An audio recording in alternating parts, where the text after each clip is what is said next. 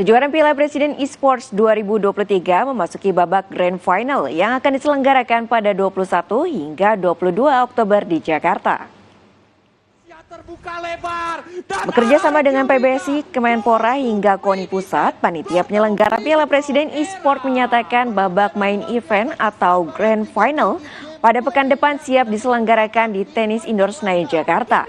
3 kategori game yakni Mobile Legends, Bang Putra Putri, serta 2 game lokal seperti Lokapala dan Battle of Guardians akan berlangsung sengit.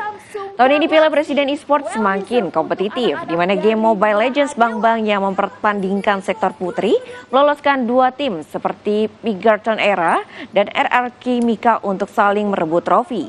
Sementara itu, juara bertahan Mahadewa Esports dari game Lokapala juga optimistis dapat merebut hat-trick kemenangan pada tahun ini. Benar-benar bisa dibilang komit untuk memajukan esports yang ada di Indonesia. Karena